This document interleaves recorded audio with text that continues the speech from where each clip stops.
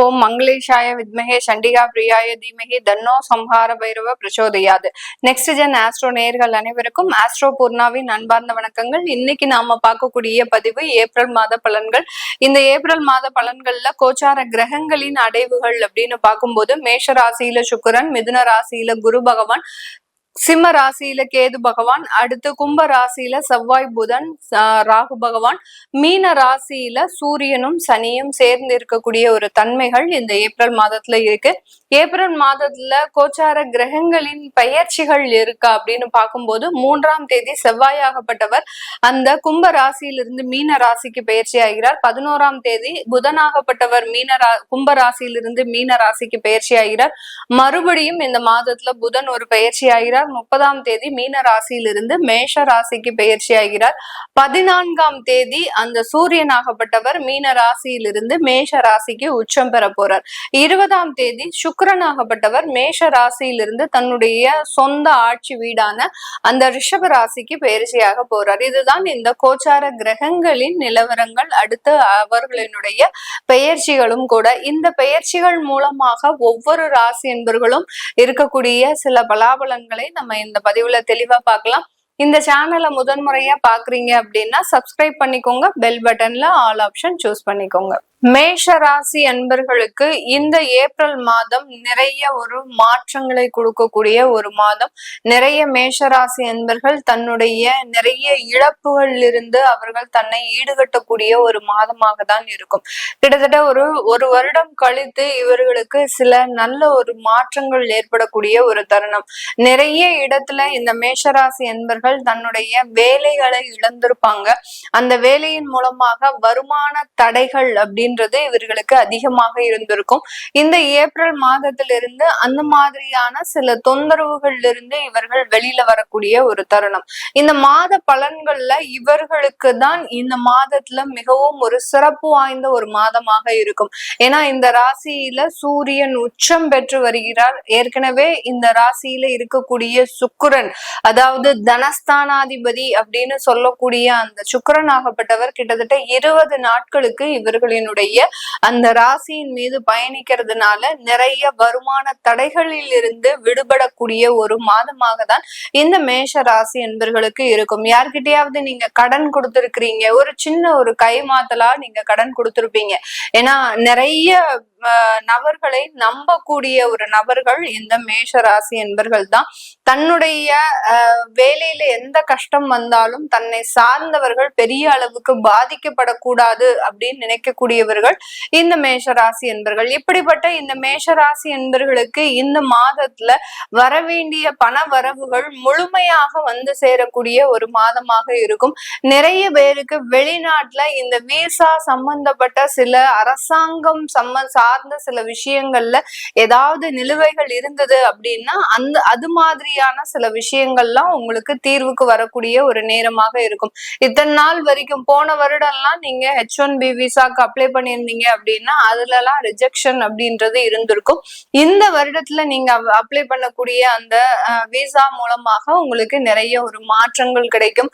வேற கண்ட்ரில, அதாவது UK, சிங்கப்பூர் இந்த மாதிரியான இடத்துல, ஆஸ்திரேலியா இந்த மாதிரியான இடத்துல உங்களுக்கு அந்த கிரீன் கார்டு சம்பந்தப்பட்ட ரெசிடென்ஷியல் சம்பந்தப்பட்ட சில விஷயங்கள் அப்ரூவல் ஆகணும் அப்படின்னு இருக்கக்கூடியவர்களுக்கு இந்த மாதம் அதற்குண்டான ஒரு சாத்திய கூறுகள் முழுமையாக இருக்கக்கூடிய ஒரு நேரமாக தான் இந்த மேஷராசி என்பர்களுக்கு இருக்க போகுது. அதுக்கு அடுத்த ஒரு விஷயமாக இந்த மேஷராசி என்பர்களுக்கு குடும்பம் ரீதியான சில விஷயங்கள்ல இருந்து நிவாரணம் அப்படின்னு சொல்லலாம். ஏன்னா குடும்பத்துல நிறைய சண்டை சச்சரவுகள், அதாவது கணவன் மனைவி இடையே நிறைய தொந்தரவுகள், 3வது நபர்களினுடைய தலையீட்டுனால குடும்பத்துல என்ன நடக்குதுன்னே தெரியாம இருந்த சில நபர்களுக்கெல்லாம் இந்த மாதத்துல இருந்து அதற்குண்டான சில விடைகளும் அதற்குண்டான சில நிவர்த்திகளும் முழுமையாக கிடைக்கக்கூடிய ஒரு நேரமாக இருக்கும். இந்த ஏப்ரல் மாதம் இந்த மேஷ ராசி என்பர்களுக்கு தான் நினைத்ததை சாதிக்கக்கூடிய ஒரு மாதமாகவும் தன்னுடைய வேலையில அதிகப்படியான ஒரு முன்னேற்றத்தை அடைவதற்குண்டான ஒரு மாதமாகவும், அந்த வேலையில இருக்கக்கூடிய தொந்தரவுகள் சில பேருக்கெல்லாம் பாத்தீங்கன்னா கடந்த ஒரு 6 மாத காலமாக வேலை இல்லாமல் தவிப்பவர்களுக்கு, இந்த ராசி என்பர்களுக்கு இந்த ஏப்ரல் மாதத்துல முழுமையாக வேலை கிடைக்கக்கூடிய ஒரு நேரம். இந்த காலகட்டம் செவ்வாய் சனி அப்படின்ற ஒரு சேர்க்கை இருக்கு. அதனால அந்த மேஷ ராசி என்பர்களுக்கு நீங்க எந்த இடத்துல மாறினாலும் அந்த வேலை சுமை அப்படின்றது அதிகப்படியாக இருக்கும். வேலையில இருக்கக்கூடிய ஒரு திருப்திகரமான சூழலும் இந்த மாதத்துல ஏற்படாது. ஏன்னா வேலையே இல்லாம இருந்ததுக்கு உங்களுக்கு ஒரு வேலை கிடைச்சிருக்கு அப்படின்ற ஒரு மகிழ்ச்சியான ஒரு விஷயத்தை தவிர வேற எந்த விதமான ஒரு ஆறுதல் வார்த்தைகளும் அந்த வேலை ரீதியாக இருக்காது. ஏன் அப்படின்னு கேட்டீங்கன்னா, அந்த சனி பகவான் 12ஆம் இடத்துல விரய சனியாக இருக்கிற வரைக்கும், 7.5 சனியினுடைய தொடக்கத்துல இருக்கிற வரைக்கும், அது கடந்து உங்களுடைய அடுத்த ராசியை கடக்கிற வரைக்கும் அந்த வேலையில சில தொந்தரவுகள் இந்த மேஷ ராசி என்பர்களுக்கு இருக்கத்தான் செய்யும். அதனால அந்த வேலை ரீதியான சுமைகளை நீங்க பெரிய அளவுக்கு கேர் பண்ணிக்காம உங்களுடைய பொறுப்புகளை மட்டும் முடிக்கிறதுக்கு உண்டான சில விஷயங்களை நீங்க அங்க பார்க்கணும். அப்படி பார்த்துட்டீங்க அப்படின்னா நிறைய ஒரு மாற்றங்கள் கிடைக்கிறதுக்கு உண்டான ஒரு நேரம். சில பேருக்கு வெளியூர்ல நாங்க வேலை தேடலாமா அப்படின்னு கேட்டீங்கன்னா தாராளமாக அதற்குண்டான முயற்சிகளை செய்யலாம். அடுத்து வெளியூர்ல இருக்கிறவங்க தன்னுடைய குடும்பத்தை நான் இங்க கூட்டிட்டு வரலாமா அப்படின்னு கேட்கிறவங்களுக்கு இந்த மாதம் அதற்குண்டான ஒரு சாதகமான ஒரு மாதமாக இருக்க போது. ஏன்னா குடும்பஸ்தானாதிபதி உங்களுடைய ராசியின் மீதே இருக்கிறார். அடுத்து அந்த குடும்பஸ்தானாதிபதி 2ஆம் இடத்துல ஆட்சி பெற போறாரு இந்த மாதத்துல. அதனால குடும்பம் சம்பந்தப்பட்ட சில நிவர்த்திகள் முழுமையாக கிடைக்கிறதுக்கு உண்டான ஒரு மாதமாக தான் இந்த ஏப்ரல் மாதம் இருக்க போது. பெண்களுக்கு இந்த மாதத்துல பாத்தீங்கன்னா நிறைய விவாகரத்து வழக்குகள்ல இருந்து சில தீர்வுகள் அப்படின்றது கண்டிப்பாக கிடைக்கும். நிறைய பெண்களுக்கு இந்த விவாகரத்து வழக்குகள்னால அதிகப்படியான மனவேதனையை அனுபவித்து கொண்டிருக்கின்றார்கள்.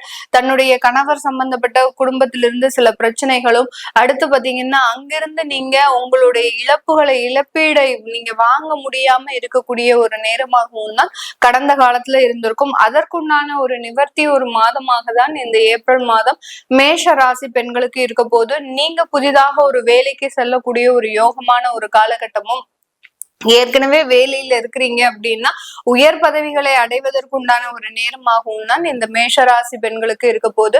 இது எல்லாமே நம்ம கோச்சார நிலவரப்படி பலன்களை கணிச்சு சொல்லியிருக்கிறோம். உங்களுடைய சுய ஜாதகத்துல திசா புத்திகள் எப்படி இருக்கு அப்படின்றத நீங்க பாக்குறது ஒரு முக்கியமான ஒரு விஷயமாக இருக்கும். ஏன்னா குழந்தைகள் சம்பந்தப்பட்ட விஷயத்துல, திருமணம் சம்பந்தப்பட்ட விஷயத்துல, இந்த மாதிரியான விஷயங்களுக்கெல்லாம் உங்களுடைய திசா புத்தி முழுமையாக ஒத்துழைப்பாக இருக்கும். அதற்குண்டான ஒரு விவரங்களை தெரிஞ்சுக்கணும் விருப்பப்படுறவங்க கீழே இருக்கிற நம்பருக்கு வாட்ஸ்அப்ல அப்பாயின்மெண்ட் வாங்கிட்டு நீங்க கன்சல்ட் பண்ணிக்கலாம். உங்களுடைய குழந்தைகளுக்கு ஜாதகம் எழுதணும், நியூமராலஜி படி பெயர் வைக்கணும்னு நினைக்கிறவங்களும் கீழே இருக்கிற நம்பருக்கு வாட்ஸ்அப்ல மெசேஜ் அனுப்புங்க.